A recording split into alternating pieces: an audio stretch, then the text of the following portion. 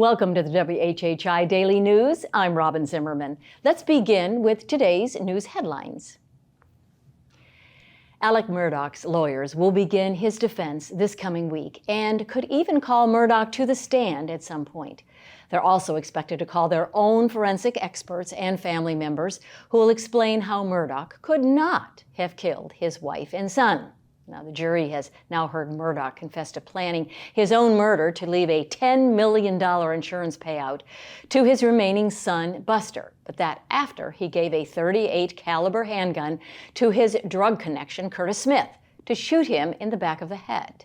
Smith only grazed him. Now, Smith had been providing the opioids that Murdaugh says he was spending $60 grand a week on. Prosecutors say this continues a pattern of violence when faced with serious troubles. And the defense says Smith might have been involved in the killings of Maggie and Paul and was skimming money off the top of what was supposed to be buying drugs with. A charter boat trip website called Fishing Booker says Hilton Head Island is the best fishing destination in the nation.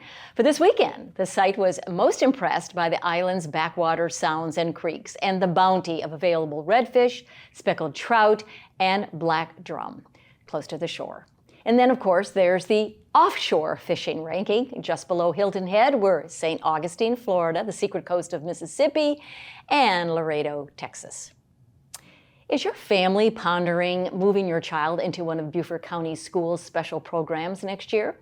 Well, if you are, you need to have that discussion soon. The School Choice Program opens its applications March 1st with a deadline at the end of March. 6 schools already anticipate being full with students from their own neighborhoods. Now, an online handbook at the Beaufort County Schools website explains the various programs and schools where they're being offered and also has all of the forms. Now, the programs range from college prep to technology to leadership and language immersion. South Carolina House Republicans are hoping that a change in the makeup of the state Supreme Court will get them a different outcome on their plan to ban abortions at conception in the state, with the only exceptions being for rape, fetal abnormalities, and the life of the mother. The last House bill that was very similar was rejected by the state Supreme Court by 3-2 vote, but since that vote, the only woman on the court has retired, making the court now the only all-male Supreme Court in the country. The state Senate bill bans abortion after 6 weeks, and neither House leadership thinks they have enough votes to agree to the other chamber's bill. Well, if you want to help shape the future of the Lowcountry without having to run for office, Beaufort County is encouraging you to serve on a board or commission. Well, there are spots available on the Board of Elections, the Foster Care Review Board, the Beaufort Jasper Water and Sewer Authority, the Higher Ed Commission, TCL's Commission, and the Lowcountry Resort and Island Tourism Commission.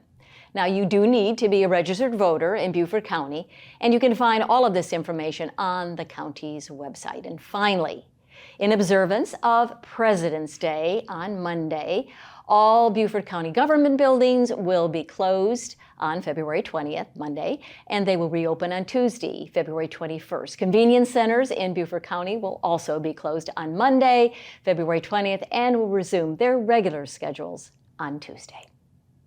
For more information on these stories and many more, please check out the media sources listed on the screen. And remember to follow us on Facebook and Twitter. And check out our website at WHHITV.com. And if you have a news tip, a story idea, a cool weather photo, you can just email it to us at news@WHHITV.com. And now let's get an update on the sports from Justin Jarrett. Justin? Hey, it's time for Last Night in the Lowco on WHHI, powered by LowcoSports.com. The February frenzy continued last night in the Lowco with 7 more area basketball teams putting their seasons on the line in the first round of the South Carolina High School League playoffs.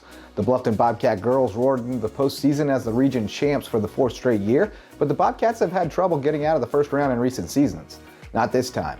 LowcoSports.com's Wes Kerr was on hand to see Takoya Hayward pour in 30 points and lead Bluffton to a dominant 60-37 win over Greenwood.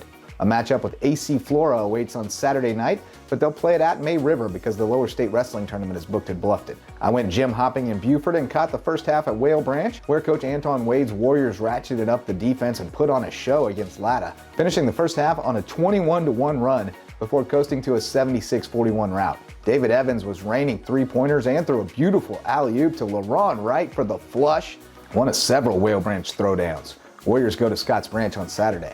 I finished the night at Battery Creek, where the Dolphin girls were up by 14 heading to the fourth quarter, but had to hold off a late rally from Swansea. Kiara Wilson with 14 points, and Armani Hutchinson added 13 to send Creek on to a matchup with top-ranked Camden. The second round of the playoffs crank up tonight, and we also have the Skeeza State Tournament starting. Check us out Monday for an update on all the action from around the Loco. For Lowco Sports and WHHI, I'm Justin Jarrett. Until next time, go Loco. Great update, Justin. Well, it's getting a little cooler, it appears. How about our weather report, Maria? Thanks, Robyn. Yep, so taking a look ahead, while we are going to see cooler temperatures this week, we really are going to start to see some of that spring weather starting next week with the highs getting in the 70s and 80s. Taking a look at Saturday, however, it's going to be mostly sunny and cooler, with Hilton having a high 54, a low of 41, Bluffton's going to have a high 56, a low of 38, and Beaufort is going to have a high 58 and a low of 39. Taking a look at Sunday, it's going to be sunny to partly cloudy all day, with Hilton having a high of 65, a low of 47, Bluffton's going to have a high of 67, a low of 43, and Beaufort's going to have a high of 67 and a low of 43. The sunrise for this weekend is going to be at 7:02 and sunset's going to be at 6:11. Taking a look at the beach tides, Saturday high tide's going to be at 7:29 a.m. and low tide's going to be at 2:41 p.m. And then come Sunday, high tide's going to be at 8:27 a.m. and low tide's going to be at 3:33 p.m. Taking a look into next week, Monday, it's going to be mostly cloudy with highs in the 70s and lows in the 50s. Come Tuesday, it's going to be cloudy again with highs in the 70s and lows in the 50s. And then come Wednesday, it's going to be mostly sunny, and those highs are going to get into the upper 70s, maybe into the 80s, and the lows are going to be in the 60s. That's it for today. Let's head back to the desk. Coming up after the break, Betsy McDaniel will join us. She'll tell us about Woman of the Year nominations for Zonta.